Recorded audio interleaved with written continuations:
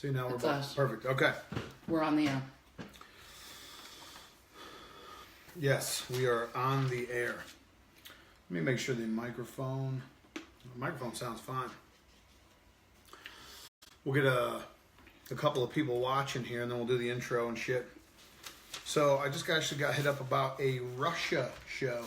Ooh, are we going to do that? Not sure how friendly Russia and the U.S. are right now, so I want to do it. I'm supposed to go to Brazil. Yeah, Brazil's fine. Well, I'm a little bit concerned.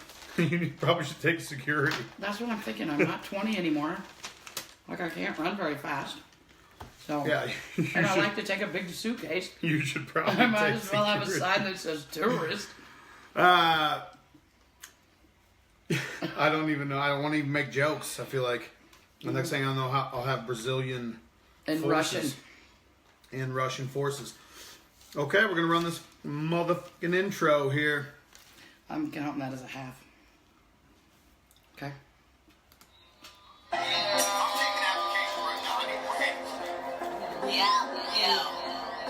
Good afternoon. Yo!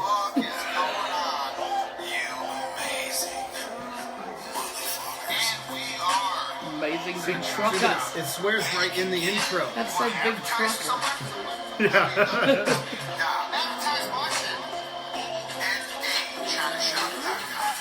Mother forklift. Mother forklift.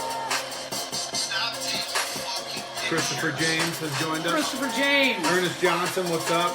Ernest Johnson.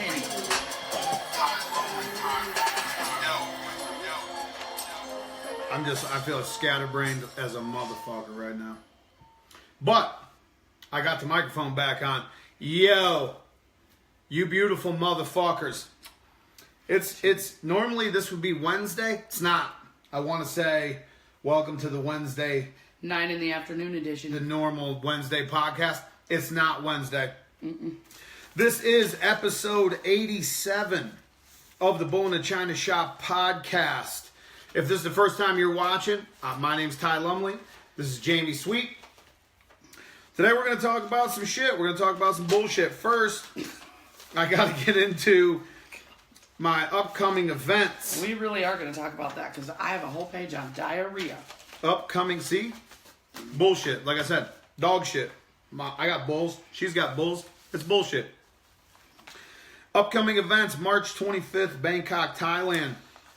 The ABKC Art of Bully Show. I'll be judging that event. It's the MCC Hall, 4th floor in Bangkok. PM me or email me if you want contact info. We already have a few people from the U.S. going, so I'm looking forward to meeting everybody over there. June 2nd, Quebec, Canada. 2nd Annual Magic Bully Canada ABKC Show. Probably should add a couple words to that title, Matthew. I don't think that one's long enough. Hotel Du Lac, Carling, Grenville, Quebec, Canada. Contact Matthew Kwan. This is the second ever ABKC show in Canada. I had the privilege of judging the first ABKC show last year. We had a blast. Matthew did everything top notch. You know, went above and beyond. So looking forward to that in June. July 21st, Euro Nationals. Royal Highland Centre in Edinburgh, Scotland. Multi-breed event, American Bullies, Lapahas, King Corsos, English Bulldogs, Frenchies, New Age, Junior Handlers, Oldies, Staffies, Shorty Bulls, and Bull Terriers if they get enough entries. So if you got any of those breeds, make sure you pre-register. It's a pre-register only show. That's in Edinburgh, Scotland, July 21st.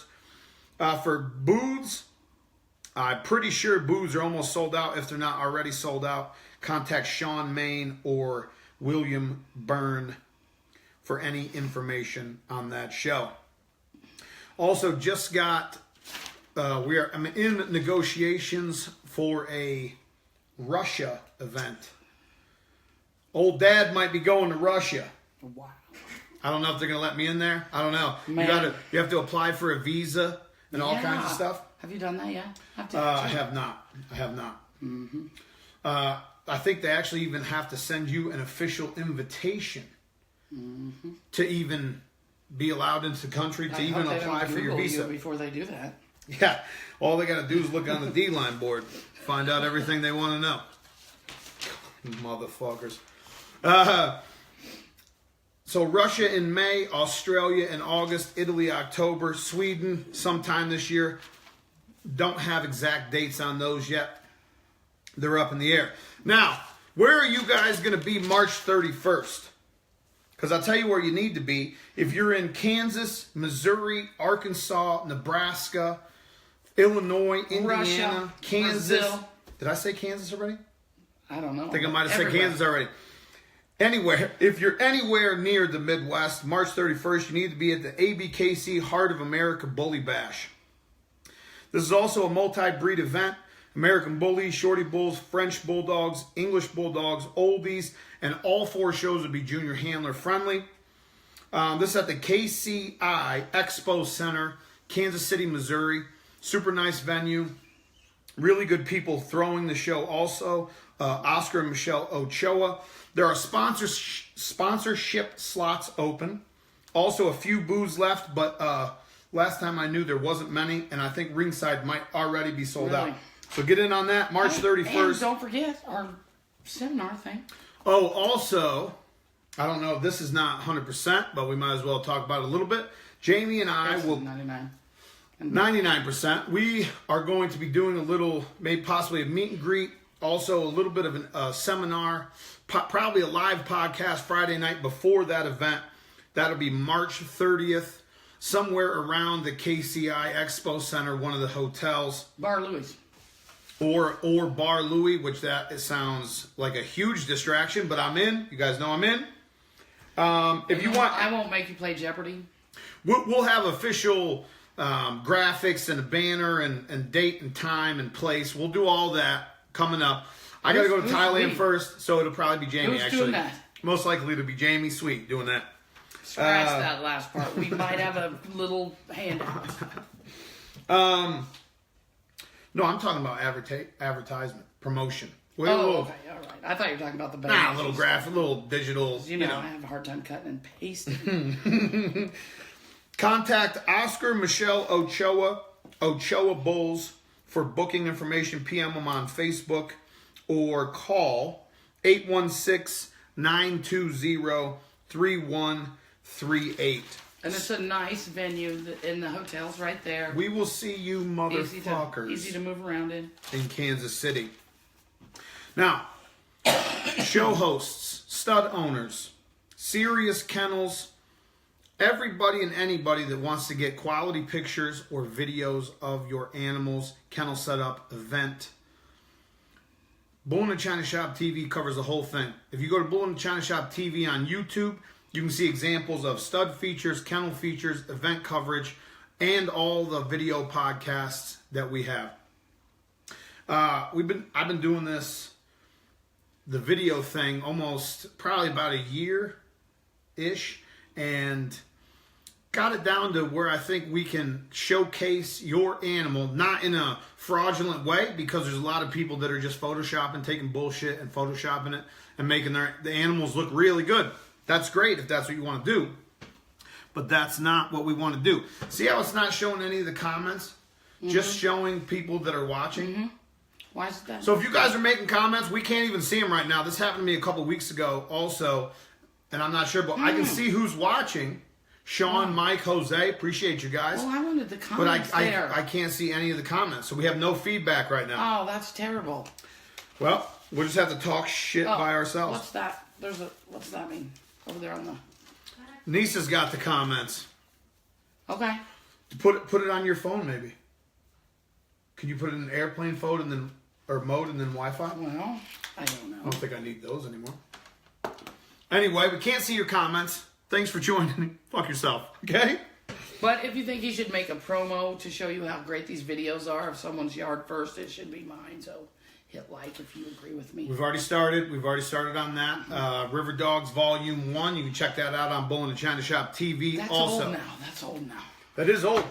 That's old. Okay, we're I gonna don't even remember when we shot that. It's been kidding. It's been a while ago. Yeah, well, it's old. Okay, episode 87. Sick dogs at shows.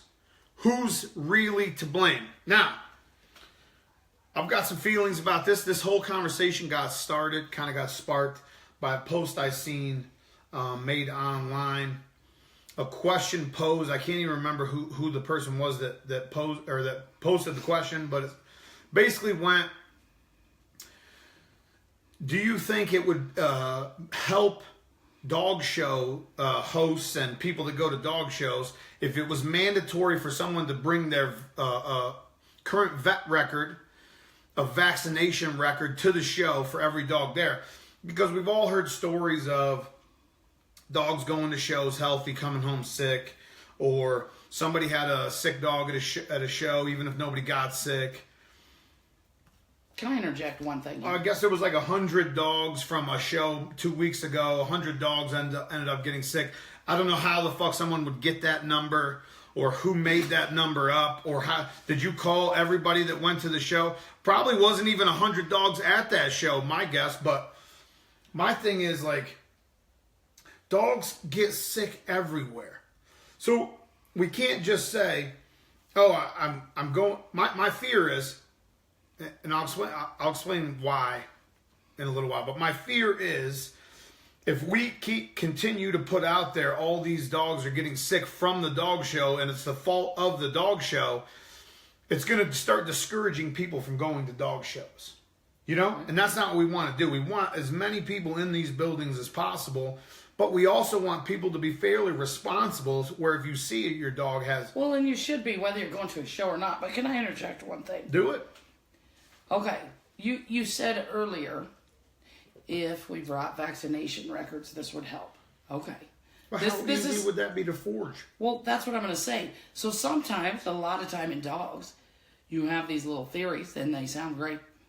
But then you find out they don't really work. So... You know, I don't think the vaccination records are going to work, just like you said. But also, if you're vaccinated if you're vaccinated 2 years ago or even 12 months ago for something, let's use Bordetella for example, kennel cough.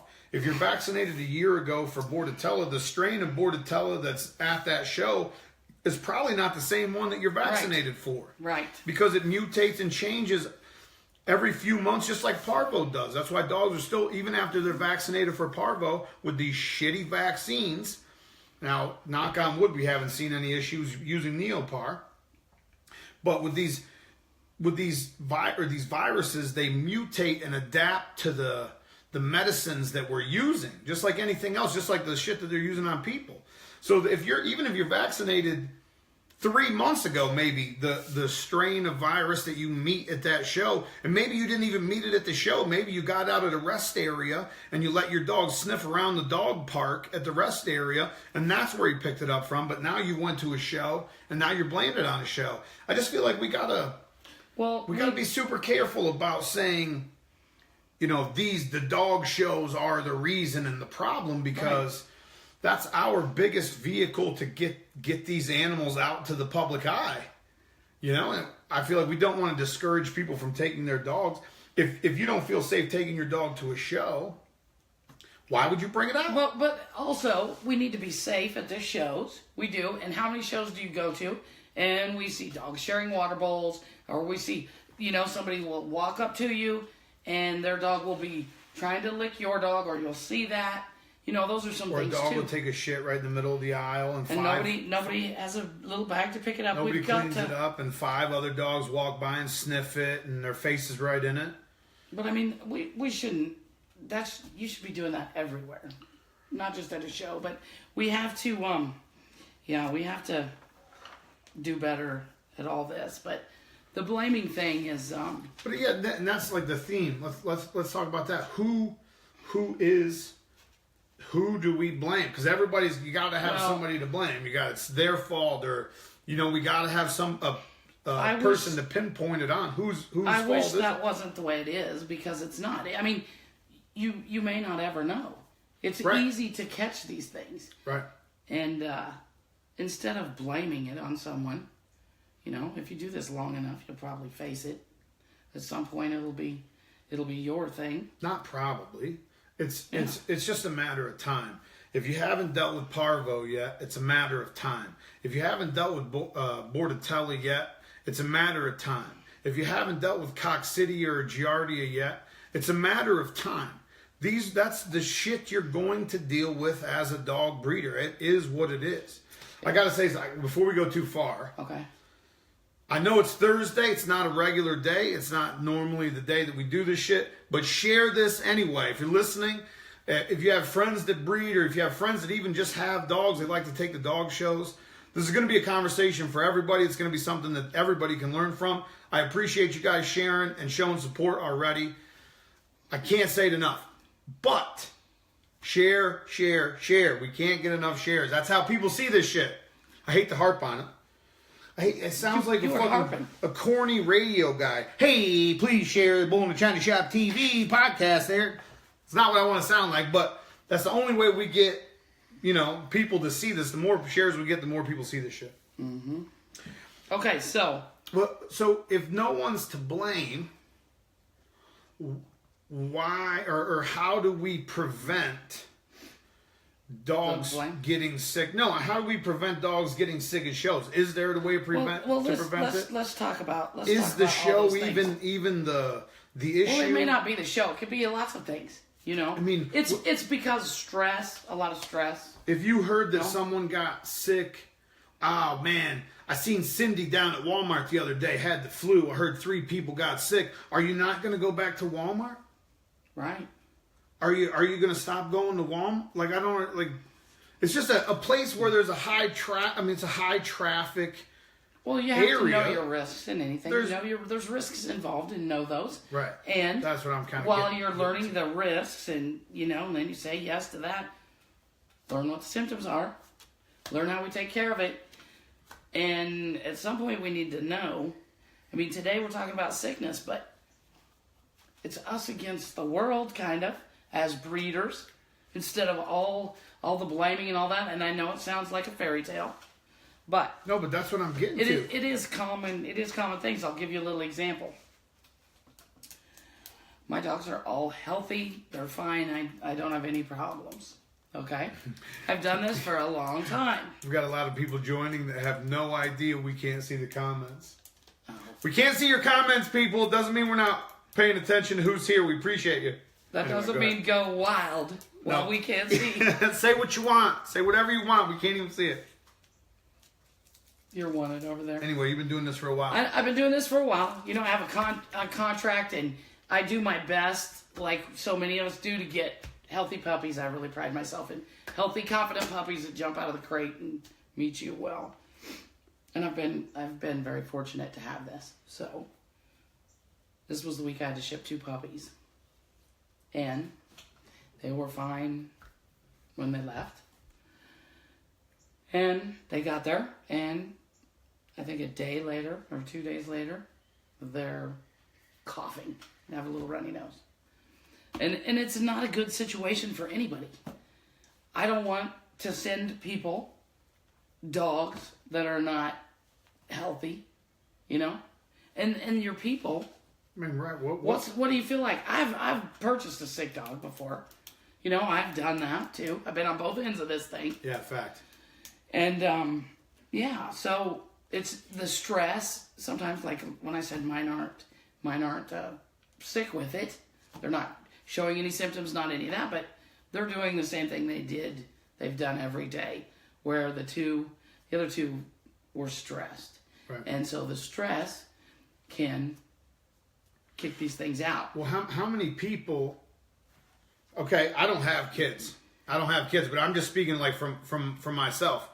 If I go on a 24-hour plane ride and I run into somebody that's sick, I can almost predict that I'm going to get sick. My system's beat down from traveling for 24 hours, being dehydrated, being stressed out, being in a different environment than what I'm used to. So if you run into somebody that's sick, that has a rhinovirus or whatever the fuck you want to call it, you're probably going to get that or feel the effects of that sickness. As a person, I feel like these dogs are the same way.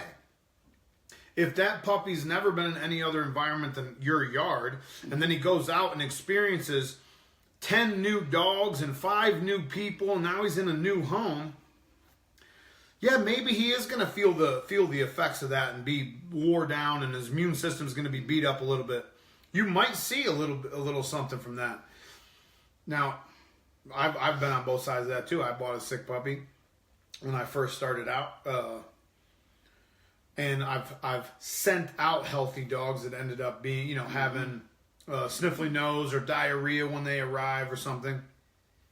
From my experience, 99% of the time it's stress. The dog that I bought myself was stress, got sick just from stress. It was fine 4 days later. The dogs, I don't know, how did that turn out with those puppies? Well, we're in the process of that now. And so we are... it's stress, I think. Yeah. I think it's all... Well, stress does a lot of things, Because what is stress? It would hurt you so much more to send out why would someone assume, I don't know if they are, but if someone thinks that you would knowingly send out a sick puppy, for me it doesn't even make sense. Like it would be way more detrimental to me to have somebody say they got a sick puppy. Yeah. We do this for a long time. That's why I think it's important for people to shop with, people that have time in this and have a lot invested in your reputation, in your program, in the customer, the clientele base that you already have. And I think it's important, to be well versed on it. And so, a lot of times it's the client's first dog, and that causes panic. They feel they've, and lost some money. They bought horror this stories. Horrible dog. It could die.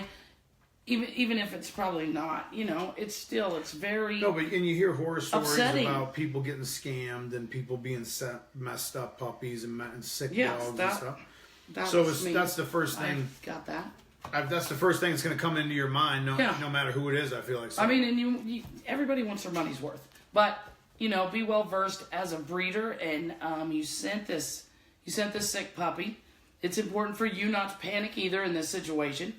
It's important for you to know the facts and be able to somewhat educate your client till they can get to the vet, and not skirt the issue. After the puppy gets on the flight, answer your phone after that. Yeah. I don't answer my phone before the puppy, before you buy it or while you're buying it or after it's gone. I just don't. So. But I got a lot of stuff on disease. Probably that we should speak about. Okay, so just digging in even deeper than who's to blame, I want you guys to understand what is even you're risking by going to a dog show, or not even going to a dog show, walking out your front door. Every time you walk out your front door, you're taking a certain amount of risk of coming into contact with some of these diseases that Jamie's going to lay out. And I want you to understand what happens to your dog when the disease hits them, how to prevent it, and maybe how to fix it once it does happen. But this is not a dog show issue. This is what I want everybody to understand.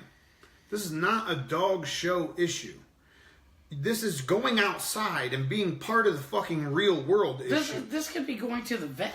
This could be walking. You could get it going to the vet. Walking your dog around the block, the same walk that you do every day. Let's say you did it Monday, and then after you come along Monday, a new random stray sick dog comes and shits on your normal path. You're going to go Tuesday on your normal walk, and you're going to encounter that new random strange dog shit. If there's anything in that shit, your dog's going to be exposed to it. That's how easy it is. If there's any one of these in that shit, which is organic matter, when you hear organic matter, that means dog shit. But that's as easy as it is. Or like she said, going to the vet. Or people like to take their dogs to PetSmart. People like to take their dog park. What about the park. one? We call it Parvo Park where I come from. That's called Parvo Park. What about the 1 4-foot square of grass at the airport that's the pet area? Right. So rest areas. What if you go to Walmart? I think about this a lot because there's a lot of breeders here. There's a lot of animal care here.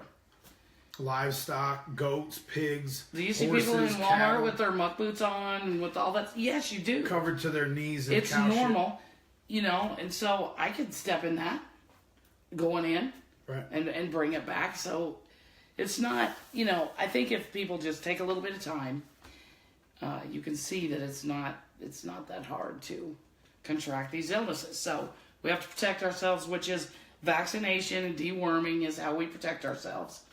But explain how a vaccination works, because vaccination is not a foolproof. That's not a foolproof. If you vaccinate, it gives you a good chance. I mean, you're building somewhat of a barrier toward that particular vaccine. But a vaccine doesn't mean that's not a foolproof thing. That's not right. It's not set in stone, ironclad. Yes, because we can get different classes of vaccines. But I'm one of those people that doesn't believe in over vaccinating. I'm kind of a freak about that. Right.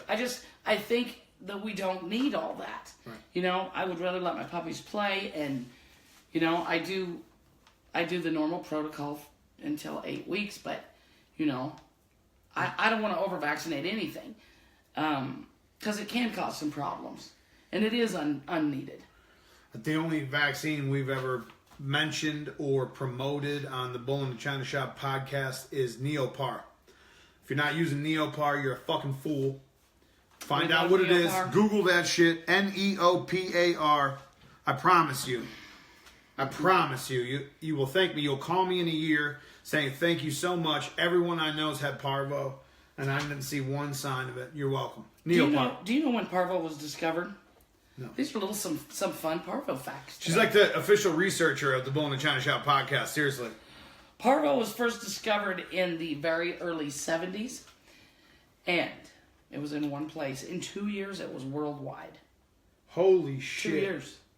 2 years it went around the world. So is it man-made or just adapted and just come I don't know, but it mutates frequently. But and it's killer stuff. Did they have dogs that probably died of like parvo symptoms before 1970, but they officially named it? I don't know. I didn't go that deep into the research, but I did find that fact out. Maybe next podcast I'll know that. But you said within what? Within 2 years, it was worldwide. 2 years, they found parvo on a worldwide scale. That's fucking crazy. When you hear the word parvo, it causes mass panic. I mean, panic. If I hear parvo, parvo just makes me freak out.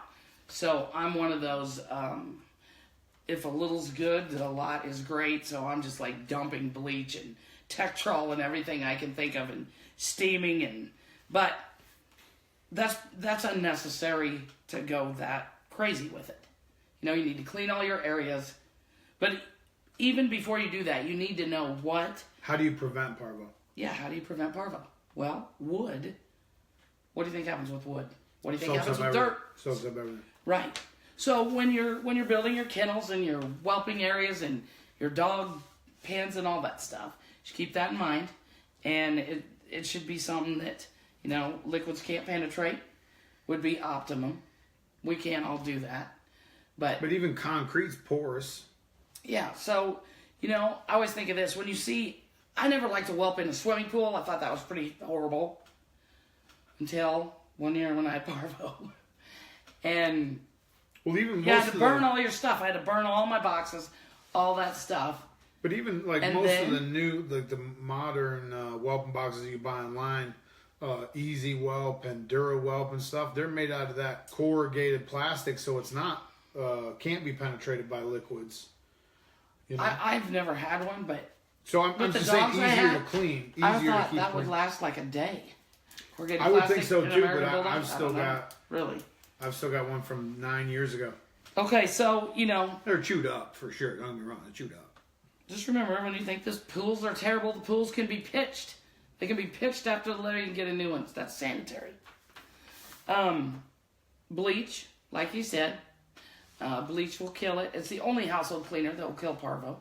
But you don't need to use it full strength because bleach is hard on our dogs if we go nuts with it. Hard on the lungs. Hard on concrete. Feet, hard on everything. 1 to 15, 1 part bleach, 15 parts water will kill it.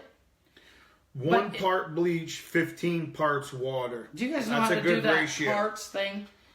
I don't think everybody knows how to do parts. So if you put 1 cup of bleach in, you need to put 15 cups of water. Right.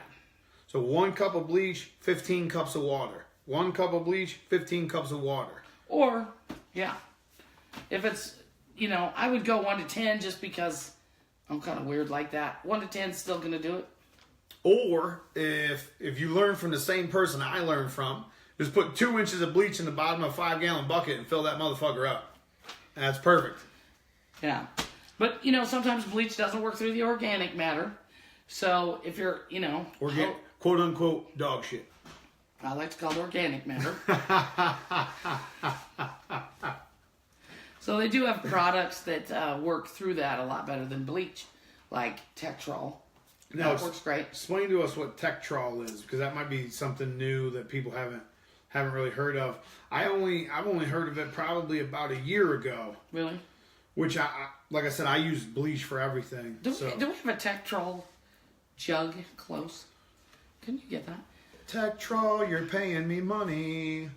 Well, we're advertising for Tetrol right now, but no, it's a is bleach a brand? No. Clorox is. Okay, see, now you just now we got Clorox. Now you owe me money too. So no, honestly, really, what I've been 10 years doing this is diluting bleach and scrubbing, basically everything. And that's whether I've come in contact with shit or not. This is a weekly, sometimes the vet says you don't have to do it daily or weekly, but a lot of us are like paranoid about our shit, and there's a lot of value behind some of these dogs, so. But you should have that mixture mixed up in like 4 or 5 spray bottles, always. If your dog does vomit or, Right, and we've had parvo stories on the podcast you need to clean before. it with bleach. Anytime it's vomiting, diarrhea, clean it up, bleach it. Anytime just your to dog, protect yourself for the spread. If you're somewhere where you can see your dog poop, unless it's out in the yard. Well, even if it's in the yard, I would say even if it's in your yard where other dogs are going to come in contact with that shit, put some bleach on it. If it doesn't look like right poop, if it doesn't look like poop that's normal, put some bleach on it. And you can tell what parvo poop is or what you can smell that if you've ever giardia had poop is or what lefto. What are we hearing play? I think that's your phone reverberating back out. Thank you. Okay, here's the Tetrol. I don't know There how it close is. I got to get this for you guys to see. That's Tetrol. cleaner. It's going to be backwards. It's great stuff, though. Because that's how and electronics it works through work. organic matter. That was the point I was making. It works through organic matter. So I feel safer using Tetrol. Well, I can smell it actually through it's great through stuff. the jug. But I want to talk about this too. Do you know how parvo works? Parvo is full-on war. I mean, parvo is like strategic war on a dog's body. It is. So I'm going to tell you how it happens. But now you said a dog's body. Is this something that people can get? No, people can't get parvo.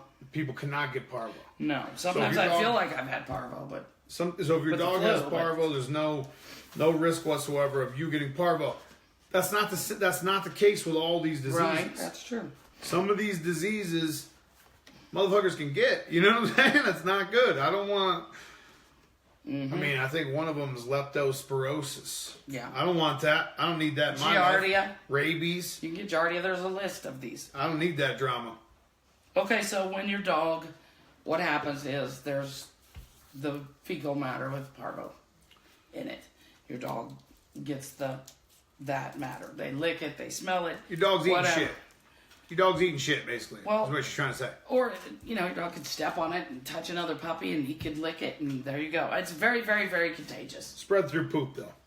So, oral contact. Then, it goes in the dog's throat and it sits in there. It goes to the lymphoid tissue.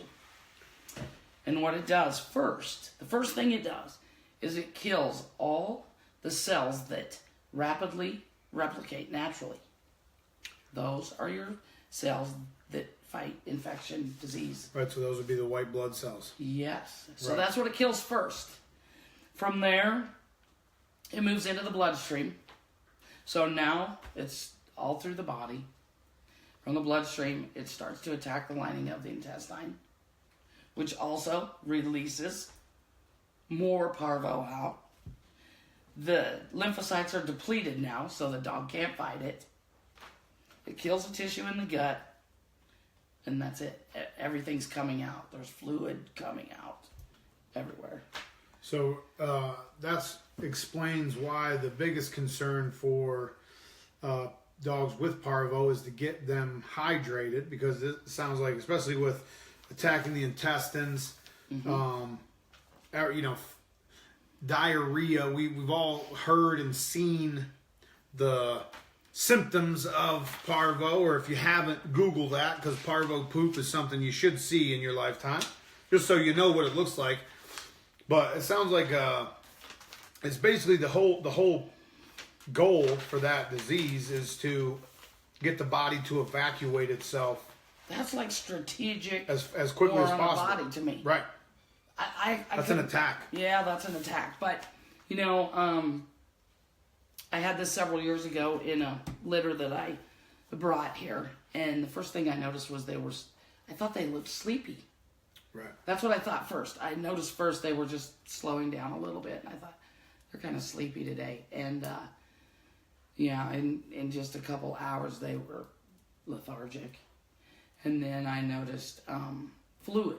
The nose was running, the eyes were running out the mouth, just running everywhere, and it was a very fast-acting parvo. Like 5 hours, they were gone. And I did save one puppy, but I did use the Neopar on my own pups that I had at home, and they got sick, but they didn't die from it. Now, I think parvo is kind of a special case too, because it's got a gestation period where it takes a certain amount of time for signs and symptoms to even manifest themselves in the animal. So you could have a dog that was exposed to parvo 5 days ago, take it to a dog show. The dog actually has parvo but not showing any signs, and that could be a real problem. Or you could take that dog for a walk and expose the whole neighborhood. Right. You could take that dog to PetSmart and expose the whole store.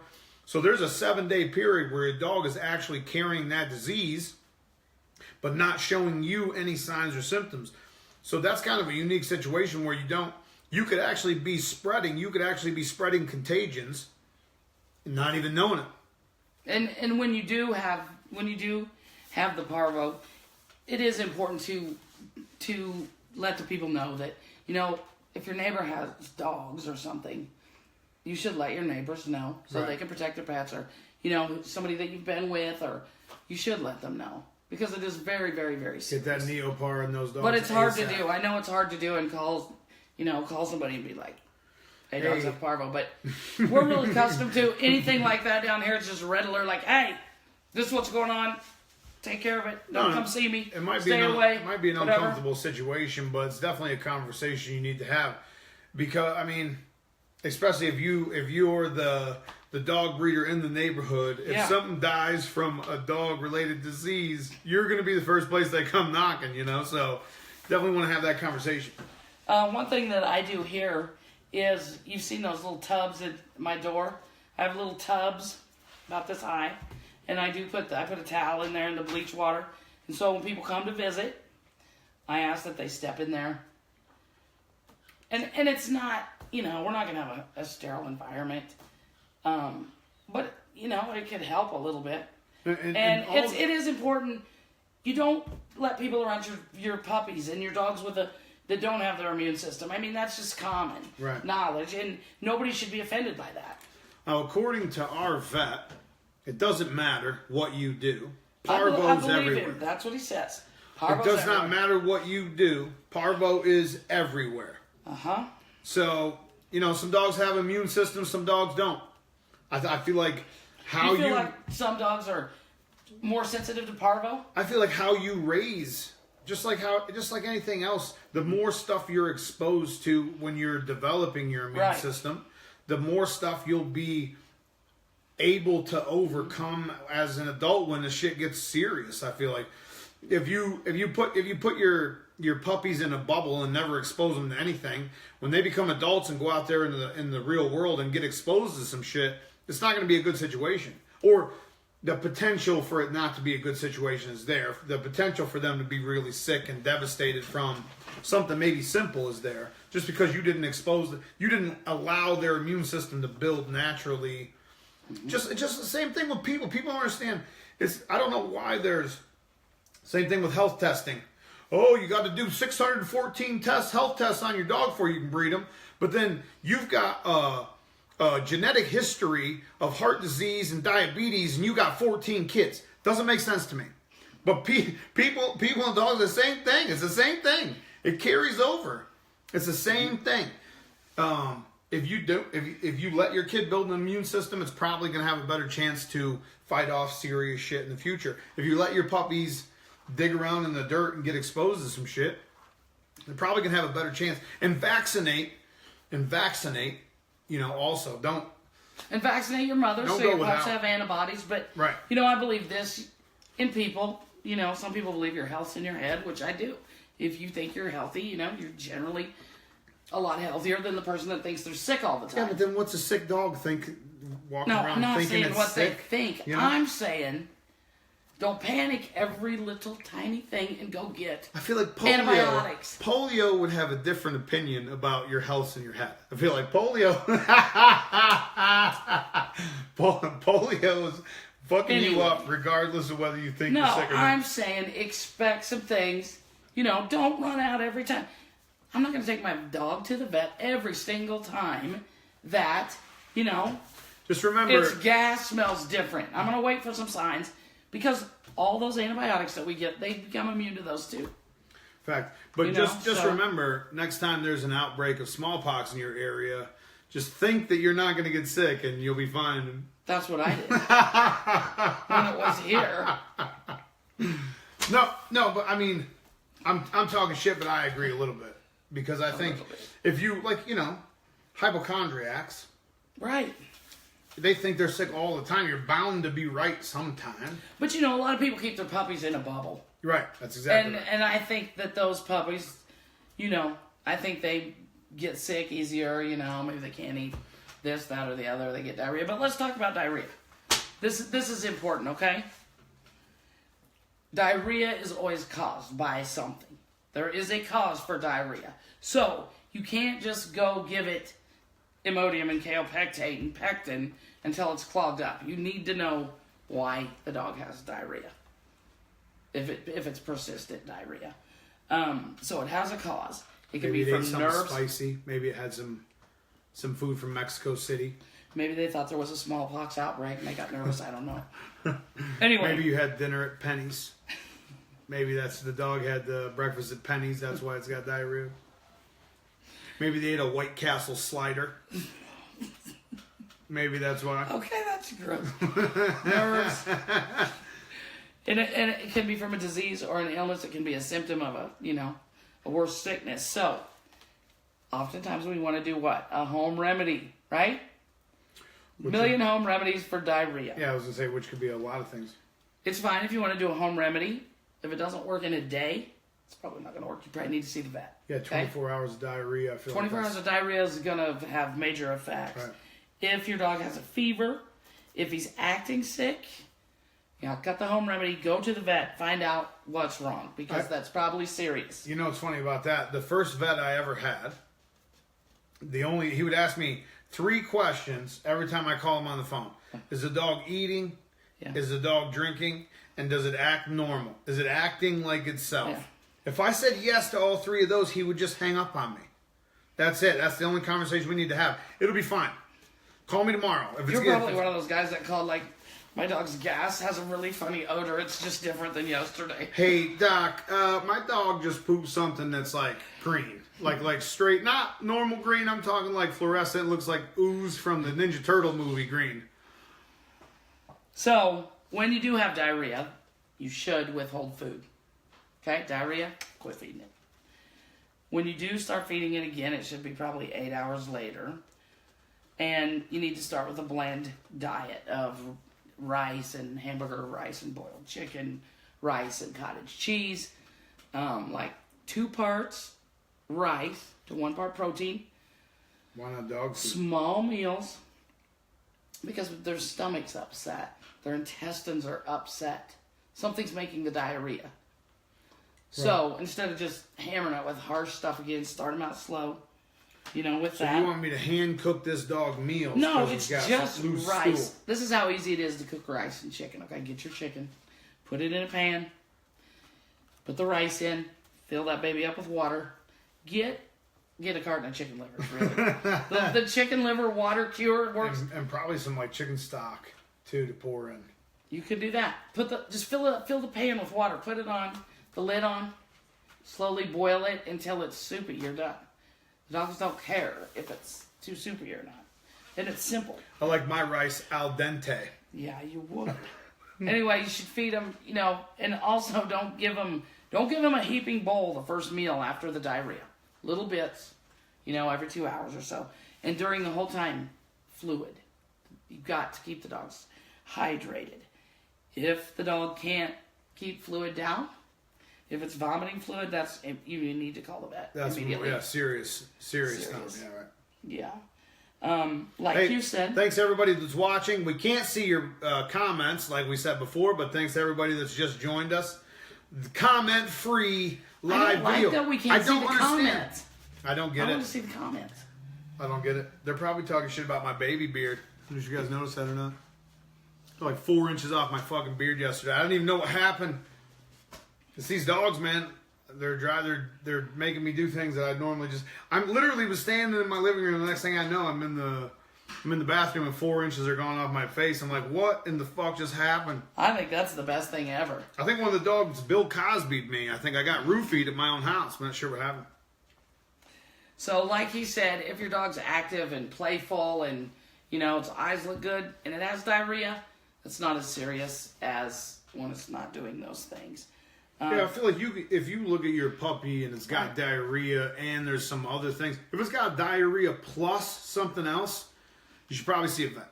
I feel like if it's got diarrhea and nothing else, it could be just something like minor, like she's saying. But if it's got diarrhea plus cloudy eyes or diarrhea plus it's look in your dog's eyes. You know if you know your dog and you look at it every day, you know when it feels sick. If it's glazed over, it's sick. Right. If it's if it's not blinking its eyes and... If your dog normally does 6 laps around the yard every time you let it outside and it doesn't even want to go outside, something's wrong. Something's going on. And then when it goes outside, it's got diarrhea, it goes straight out the poop, comes straight back in the house. Something's wrong. Something's going on. Mm-hmm. And it has a cause. So, anyway, the easy fix, add fiber to your diet if it's, just diarrhea for an upset stomach, whatever. And that can be as easy as pumpkin. And I never believed this, but it does work. I was surprised. And you can add like a half a cup of pumpkin to your puppy's food or a big dog, like a bully-sized dog. Half a cup of pumpkin will work. Or you can use Pepto. Don't go crazy on the Pepto. Don't go crazy on the KO pack. Yeah, that's one thing I was going to ask if it said any information about using like, I don't want to call them medicines. Pepto-Bismol maybe isn't technically a medicine, but you can buy it over the counter. So it's not like it's going to kill you. You could drink a whole bottle of it. It's not going to kill you. Mm-hmm. Yeah. Can you use shit like that? Imodium? Yeah, they have kaolin. It's called kaolin pectate, I think, and for dogs, kaolin. It's pink, like it's doggy Pepto, doggy diarrhea stopper. Right. So they you can use those things. I don't like to use those things, really, unless it's like a cover-up, like you're putting a Band-Aid on. Right, I want to fix the problem, but... some people do. So that's the skinny on the diarrhea. Okay, but let's just... What about this? Let's go through that list of possible diseases that you could run into just walking out of your house. It's not associated with dog shows. I hope you guys are getting the point of the fucking podcast. You could get any of these things walking out your door at any time. It's not associated with a dog show. Yeah, it's probably coincidental that there was a dog that had the sniffles at the last dog show and you had a couple of dogs that now have the sniffles. It's quite possible that is the cause. But what I'm saying to you is anytime you choose to step outside your house or outside your normal comfort zone when you're with your dogs, there's a possibility of that happening whether you're at a dog show or not. So we can't keep publicly, I don't even know, drawing a negative attention to these dog shows talking about sick dogs, because eventually PETA already wants to eliminate dog breeders. PETA already wants to eliminate exhibitions with intact dogs. If we keep the negative press, how small or big it is doesn't matter. It's going to build up. It's going to compound, and the shit's going to turn into people now don't want to show up at shows because now there's this big hysteria about my dog got kennel cough 6 years ago, and I just don't. Had to be from a dog show. Yeah, that was Honey and Bumblebee. I just don't. I don't want. I really would just rather see people not, because once you understand that it can happen anywhere, then you can prepare yourself. You know for what it I think to happen anywhere. would be more efficient than the health records that people could forge or fake or whatever. Maybe we should have people sign a waiver of the risks they're taking coming to this dog show. It's all silly. If we get to a point where we got to sign a fucking waiver to go to a dog show, well, we need to start educating. Something's got to happen. I'm gonna find an island. Something's got to happen because this is common dog knowledge. You know, coccidia, giardia, parvo, kennel cough, rabies, distemper, lepto, adenovirus, corona, influenza, Lyme disease, bordetella, heartworms, intestinal worms. You should be pretty well versed on all this. Anytime you step outside your normal comfort zone with your dog, any one of those you could possibly run into. But these can all be combated with a deworming schedule before you see worms and a vaccination schedule. Right. Now, for the most part, like we said, you could vaccinate everything for all these things right now and run into a mutated strain of. You could vaccinate for rabies. Vaccinated dogs have how many cases of vaccinated dogs have rabies cases? I don't know. How many rabies cases have been vaccinated dogs? That'd be an interesting one to look up. But I'm saying, like, especially parvo. We know parvo mutates and changes, and I don't know. It's just it's not frustrating. It's just I know it's frustrating for people to go to shows and see people there with sick dogs. And I'm not sticking up for those motherfuckers that are bringing sick dogs to shows. That's not what I'm saying. We're never going to be able to get the 100% of the population to understand. We're just never going to do it. When you're at a show, and pick up your dog's poop. Pick it up, man. Pick it up, and don't share water bowls. And don't let your dog kiss me. But do you understand what I'm saying? We're never going to be able to get 100% of the population to buy into the fact that, all right, well, no, we're all in this shit together. It's a community. And if you're spreading communicable diseases around the community, it's bad for everybody. We're never going to be able to get 100% of the people to buy into that. But that's why I have Tektrol in a spray bottle. Right, but what we can do is educate the people that do want to buy in and try to get them to understand it's not just dog shows. That just happens to be a higher traffic area. Yeah.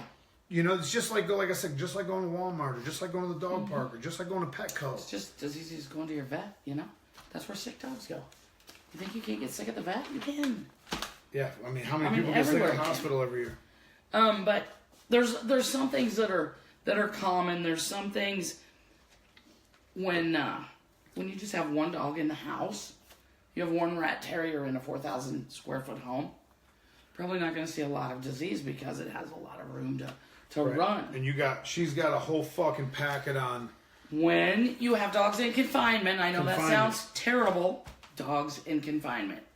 Yeah, that means a kennel. That means a garage with crates in it. Yeah. That means a back porch with crates stacked on each other. Boarding facility. That means the back of the truck on the way to the dog show. Yeah. Dogs in confinement, they can breathe on each other. They can cough on each other. They can make a mess and they can go on each other. So, and it ups your chances. The tighter quarters you keep, the higher your chances are going to be of spreading these diseases around your own yard and kennel.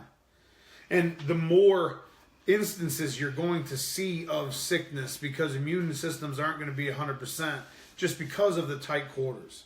Mm-hmm. She's got a whole fucking packet on it, I'm telling you. Well, I'm kind of a freak about this, but they call it dog density. Kind of a neat little term. So explain dog density. Let's say if you got how many dogs you're keeping per square foot, right? Or something like that. Right. That's what that is. So, if you have kennels stacked up on top of each other in your garage and there's Crates. crates and there's no air flowing, it's stale environment in there, probably you're going to see more sickness. Puppy pens that are too small, when the puppies can't get away from their feces. That's how we reinfest with coccidia or giardia. Right. When you're cleaning, if you have that, when you're cleaning for giardia or coccidia, what you need to do is you need to remove the puppies, bathe the puppies, clean the area, clean it with bleach, steam it if you can. So basically what this article is saying, the higher number of dogs you have in a confined space, the higher number of infectious diseases you're going to see. Exactly. Not just because of outside contamination, but the higher cases you're going to see in-house. That's interesting. Yeah. And young puppies. And what you're saying is just because of the close proximity of of each other's shit. Yeah. That itself is going to cause issues, right? You're going to get sicker when you're walking and laying and playing the same place where there's fecal matter. That's how it keeps spreading. So get the water bowls up, get the food bowls up, get some sort of, that's why I like shredded paper in mine, because they can poop. They step on it, it mashes down, so it covers the poop. So the next puppy that walks by isn't directly in the poop. Right. So, but like puppies in a small area, it's just it's never a good idea. They're just not going to grow and function and be healthy like they should. But they can have those things too, and then it breaks with stress. And I don't know if we talked about it earlier or not, but stress doesn't have to be negative. Stress can be a change of environment, right? A change of owners, a change of routine. All those things are stress to a dog. Or shipping a dog, all those things. Weaning puppies. Do you think that? I mean, I think I shouldn't even say. Do you think? I think that the confined, have the higher dog density you have, the more stressed your animals are going to be. I think. Yes, it is. If you have dogs that are in crates all the time, stacked up on top of each other, or even if they're 24 hours in a 5x5 kennel, 24 hours every day, they're going to be more stressed out than a dog that's going to, even if a dog only gets out an hour a day from the kennel. And acclimation is important too. I think right. I think, going outside is important to acclimate to different temperatures for a little bit, to come in, to breathe fresh air, to see sunshine. Sunshine is very necessary for our bodies to work properly. Vitamin D. It helps the dogs come in heat, all those things.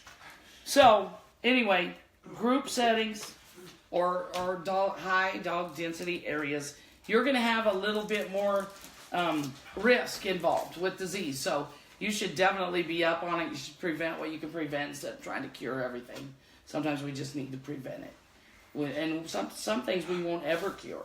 We just need to prevent. But I think that's a big one. Dog density is a big one. The more dogs you have, the more room you need to have for them. Yes, Which sounds like common sense, but I feel like common sense isn't really that common right now. Yeah. So, I just have so much information here. Oh, I know. Let's talk about this. So, you do have a dog that gets sick. And you have 10 dogs. So, you probably want to remove the dog. You want to have an isolation area. Right. Like a quote-unquote quarantine area. Yeah. So, we're never going to have that completely sterile in our home. But there's certain things that you can do that will help. It needs its own food and water bowl. It needs to be away from the other dogs. And that's even a situation that I have at my house. The house dogs share food bowls and share, we have a community water bowl for everybody. So if one dog gets sick or shows signs of something, they got to be pulled out of that community food and water instantly. Yeah. And when it's a serious disease, like you suspect one has parvo, you look over, and been there. Actually had that earlier this year. Actually, I feel like it's the middle of this 2018 already because January took 6 months for some reason. But end of last year, I brought in a puppy that got sick on the road. Mm-hmm. That's a great example. That's actually a great example of what I'm talking about. We were at a dog show where there was no sick dogs. Mm-hmm. I picked up a puppy. The guy I got the puppy from had the brother of the puppy. The brother's healthy. Every dog at the show's healthy. I bring my puppy home. A week later, he's got parvo. Where'd he get it? Mm-hmm. Incubation period. Where'd he get it? Mm-hmm. Could have been on the road. Could have been... I mean, I came in contact with 1,600 people on the way home. We had a 3 airports that we were in. We had 3 different flights that we were on. You see what I'm saying? So... we were at a dog show. Yeah, no, I got him at a dog show. So the normal response was my dog got parvo at the dog show. Mm-hmm. But really, did he? No other dogs were infected at the dog show. In fact, his brother that he spent his whole life with up until that point, still healthy. So where did he get it? I mean, could have been anywhere. That's my whole point. You don't, I don't know. It's just negative. All this negative stuff that we have built up against these breeders and dog shows, it's going to compound. It's going to come back to bite us. It's not going to be good. Well, there's a great way to kind of that's a wonderful gauge for how long have you been in dogs. That's a good gauge there. If you can talk about parvo, you know a little something about it. Maybe you have an experience to share. I'm not going to say it doesn't scare the fuck out of me. It always scares you, but I'm not trying to figure out where I got it. I'm not hiring a PI to go see where it came from. I'm going to take care of it. I'm going to take the most preventive measures I can. So I honestly, the only person I talked to about it was the guy that had the brother, just to make sure the brother wasn't sick also. Well, I think we ought to talk about it until it's not such a freaky thing to talk about. Do you realize how many things in dogs just can't be talked about? Like what? This is good. I wish we could see the comments now because we could get people to comment what they would like to hear people talk about that never gets talked about. Do you have any health problems? No. No. Any health problems in our breed? No. We have only been to the vet for rabies in these years. No. Health what? The next question that immediately follows that. How many dogs are we talking about? How many litters have you had? Oh, this is your second litter and this is your second year in dogs. Cool. I see why you didn't have shit happen in that little bit of amount of time. Yeah, that's just... But people don't take time to realize. If you have one dog, you have one chance for problems. Yes. If you have 10 dogs, you have 10 times greater chance of problems happening. But we can do that with all kinds of things. And all dog communities are bad with this. We make our own, jump to our own conclusions. And statistics skew your view on it. Yeah, well, let's talk about statistics. Because, okay, here's an example. Let's say 2 out of 1,000 get hereditary cataracts. Let's say it's 2 out of 1,000. That's the statistics. Well, I've had 1,000 puppies and I've never had cataracts. Mm-hmm. But Joe Shit the Ragman over here across the block, he's had 2 litters and he's had 4 puppies that come out with cataracts. Mm-hmm. Well, he sure the fuck didn't have 1,000. Mm-hmm. And if he did 1,000 more litters, he might never see another one. But then again, if it's hereditary and he continues with what he's doing, he might see 3 or 4 in a litter. Those statistics are that shit's skewed. That's not real numbers to me, Well, 2 out of 1,000 or 2 out of 500.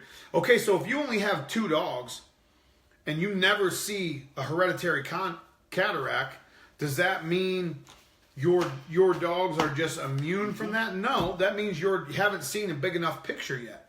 It goes with everything, not just cataracts. It goes with everything. Dwarfism, heart murmurs. It goes with everything. So I feel like statistics, I don't really lean too hard on statistics. Sometimes it's fun to look at the numbers, but you have to take the numbers with a grain of salt, I think. I just want to say this. It's probably not politically correct, and I shouldn't say it, but I'm going to anyway. Because I'm old enough to do that now. She's 29 today, folks. 29 today. This is her birthday. She just turned 29. 29. Again. Anyway. If you're going to get bulldogs, or any breed that you think might have a little bulldog somewhere in it, somewhere, guess what? Do that for a while and see what happens.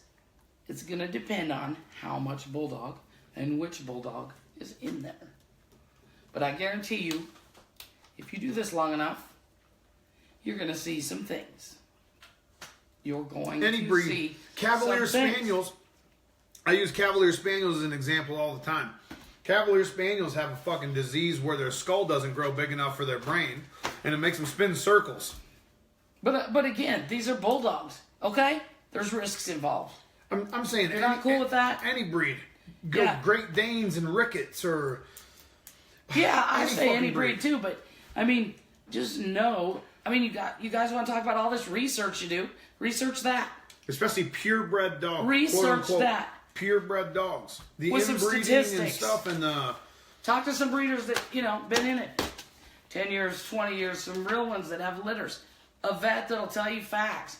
I know you can't find that, but Nisa, is there It's any true. good questions on there on the comments? Look through those comments, see if you can find us a good question to answer.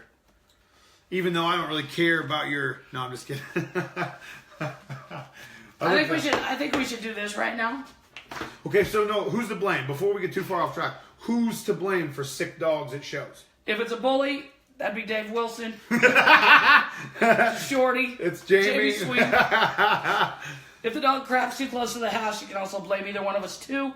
Who's to blame? Nobody. Right. Nobody. It's fucking life. You assume a certain amount of risk every time you leave. Okay. Oh, it's from fucking Jose, too. Big surprise.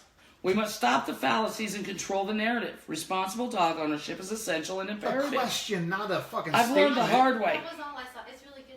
I don't allow my dogs to drink from others. Jose, we don't care about your statements. We're talking about a question. We don't care about don't your allow my opinion. dogs This is to our sniff show. and relieve Jose, areas. this is not your show. A question. Well, my bad. Find us a question. She comes out with someone's fucking, like, he wrote a 3 paragraph Jose, that was good. comment. That was good, Jose. Jose, I love your face. This is question time. And then we're going to wrap this up. Actually, I didn't even want to go an hour, and we're already in over an hour. Oh my God, quit. Find us 2 questions. I can't see all the comments. Oh, you What can? does zoonotic mean? There you go. What does zoonotic mean? I'm waiting for somebody to answer. There's nobody answering. That's us. That's only us. It means that those are shit you can get from dogs. Shit people, not shit. Diseases people can get from dogs. That's a zoonotic disease. Yeah. The only reason I know that is because Nisa said that earlier when Jamie said that out loud before we started the podcast. I had no idea what that meant an hour ago. I'm just playing like I did right now. Little pop quiz there. So those are just okay. So what are the diseases that can be spread between dogs and people? Oh, my Rabies, gosh, obviously. There's a lot of them. Rabies, obviously. Giardia, Giardia, worms. coccidia, all kinds of worms, tapeworms, roundworms, ringworms. Yeah. Let's see here. Rabies. Anaplasmosis. Lepto. We said that earlier. Leptospirosis. Think that shit's a joke? Yeah. People can get that. What does that do to people? That can affect you in a lot of different ways. It can be very, very, very dangerous. It can actually paralyze you. Paralyzed. Leptospirosis, right here. It's usually found in urine. Well, anytime a spy is in there, I feel like that's spine. I think of Yeah. spine. Don't let your dog drink out of mud holes. Don't let them drink out of those things in the street. You know, the gutters. Where the water goes. No gutter water. What are those called? Where the it clown goes. Yeah, The don't it- let them it- drink that. Yeah. Not That- one good question on there. Well, you know, Anything in they're a day off. Nobody's probably even listening to us. Worms. This is boring. It's worms and ticks and Yeah, poop and- why does nobody ever say my dog got worms from a dog show? If your dog got bordetella at a dog show, it's just as easy for him to catch worms at a fucking All right, dog yeah, show. worm that stuff on a schedule. You know, don't tell me your dog doesn't have worms. Also, here's the last thing I'm going to say. If you're not prepared to deal with bordetella, listen, that's one of the most mild things. I don't know why we're making such a big deal about kennel cough. It's one of the most mild things your dog's going to run into as far as sicknesses. Unless your dog doesn't have an immune system at all, it can beat it on its own. You know what? It's a virus. You can't even give it antibiotics to help it because it's not a bacterial infection. It's a fucking virus. Usually, they'll I say just don't- why are it we runs a making a big course. deal? It runs its course in 3 weeks. You know, it's the secondary. There's a question. It's the secondary infections that come. Every time your kid got a cold, you got 3 children. Every time your kid got a cold, did you run into the fucking doctor's office? No. I mean, if they had a fever and no. you know they were spiraling out of control, I mean, I understand that, but every time they got the sniffles, every time your dog gets a runny nose, is it the end of the world? No. Yeah. It's a fucking animal. It has an immune system. It will be fine. I don't know why we're making such a big deal out of Bordetella, kennel cough. It just drives me crazy. It's one of the most mild things you're going to run into. So if you're not prepared to handle that, there are so many, like, I can't even imagine someone that has a breakdown, stress-related breakdown over Bordetella. I can't imagine you handling a parvo situation. Because it's way worse. It's night and day. That's like That's a horrible. Parvo's horrible. you know, kennel cough's a 1, parvo's a fucking 11. You know what I mean? All these other, there's a lot of new diseases too Right. that come out, like that doggy flu that we talked about. Yep. There's a question over there. David Jean asked, is high protein food good or bad for shorties? Is high protein food David good Sheen. or bad Hi, for David. shorties? I'm What are you gonna give doing with your dog? What are you doing with your dog? I mean, if you yourself as a person have a high protein diet, but you sit on your fucking couch all day, it's not going to benefit you in any way. If you feed your dog too much protein, it doesn't do anything all day. It's going to burn its liver and kidneys out. I mean, how high protein are we talking about? What are you doing with your dog? Pretty general question, sir. I don't own Shorty. She created him, so maybe she should answer. David is a cool little dude. He did not deserve that, okay? At all. No, personally, I don't like high protein. I like a low protein. It's a very small dog, and really, we're not running marathons anymore. So I tend to go, 24% probably. I don't like to go over that. I think that's what I do best on. Mine also eat grain. So, Okay. I don't know how everybody feels about that, but let's tie this. mine also eat grain. Let's tie this into the theme of the show since David wants to go off on a random tangent here. Do you think the diet could affect your dog's immune system and its ability to fight off some of these diseases we've been talking about the whole show? I'm Do sure you think the diet you feed your Yeah, dog could I'm have sure. an effect on that? I'm sure diet affects ours.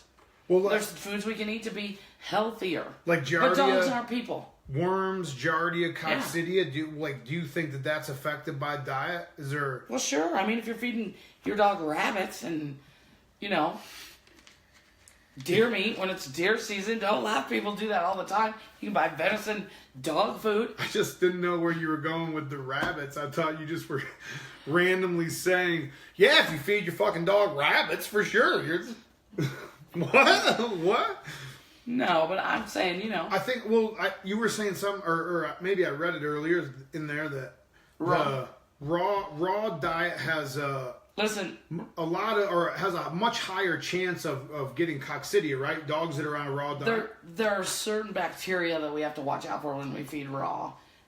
Because of how it's processed and where it comes from. And it sets around. Right. And how, do you do dishes right away with raw if it works for you that's wonderful. But it's hard in a kennel situation to feed raw. It's just, there's a lot to do. But It is. with raw, I'm sure you get used to it as you do it. But you need to sanitize your dishes and your area. It's terrible to let the raw sit around. There's certain bacteria, salmonella, E. coli, that sort of thing. You fed raw before? Yeah, I've fed raw before. I also fed raw before. It's a fucking pain in the ass. It's worth it if you get the right mix of raw and kibble. If you get that right caloric intake and your dog is not gaining a bunch of fucking fat, but also staying really full from the raw and shit.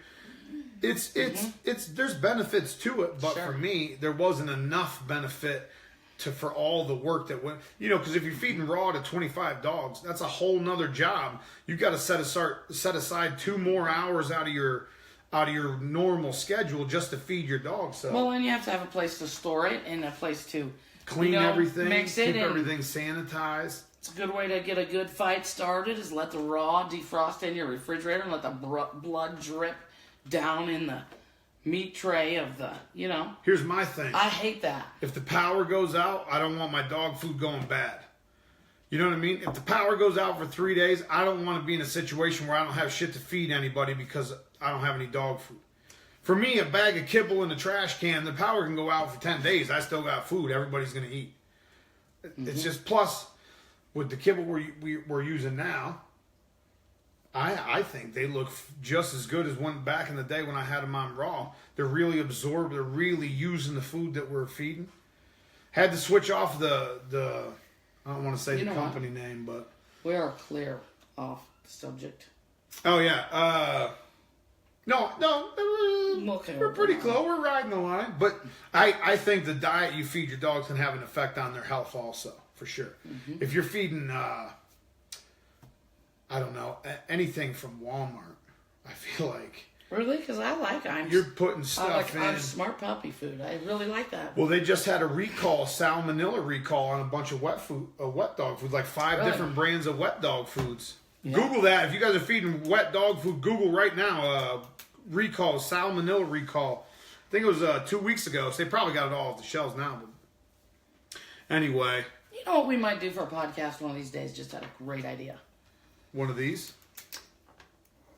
Yeah, let's tour. one of those? Let's tour. See if we can tour a dog food facility. A dog food facility. That'd be a nice video, actually. Who wants to go on a field trip? Field trip. I don't know about a podcast, but we could definitely make a video for YouTube. That's actually a really good idea. I would be down for that 100%. If anybody's got any suggestions for local dog food plants that you have connections to, DM me or DM her or email realtylumley@gmail.com. I think we're getting out of here. No, we are. I think we're getting out of here. Thanks. I'm going to read the comments later. This shit was a day late because I didn't even really feel like talking to you motherfuckers, to be honest with you. I don't know what it is. It's like every week now I have this. It's not even, it's some weeks it's not like I really look forward to it. But then some weeks I'm just like, fuck, if I don't do an episode, I got 65 messages about like, where's the podcast? But I feel like if we come on here and talk about something that doesn't matter, or if I, phone it in, I don't want to do that either. So, thank God for Jamie, the official researcher of the Bull-NA-ChinaShop podcast. I can get some research going. Anyway, if you guys want to connect with Jamie Sweet on Facebook. If you want to connect with Shorty Bulls, BlueRiverBullies.com. If you want to connect with the podcast, go to iTunes, search Bull-NA-ChinaShop podcast, hit subscribe, leave us some feedback. The ratings and the comments are actually starting to pile up, so I appreciate everybody that's taking the time out to do that. Also on YouTube, Bull-NA-ChinaShop TV on YouTube. You can see all the videos that I've done and all the older podcast video versions, full video versions. If you haven't yet, like Bull-NA-ChinaShop TV, the page that you're watching the fucking video on right now, hit like, hit follow. I think we're like 210,000 people, I'm not sure. If you'd like to see Blue River Bullies have a movie, please PM Ty Lumley. Blue River, I don't know if I'm good enough. Like, You could do it. we're thinking about making like a legit mini movie, but I don't know if I'm good enough to do it. And, I think we need a videographer, or at least an editor. I could do the videoing, but the editing, I don't feel like I'm good enough I just don't to. want Kathy Bates to be me. Kathy Bates? Well, she's hiring actresses and shit. We gotta get out of here. Shut this off. All right, episode Goodbye. 87. I love your faces. I'll see you motherfuckers next week.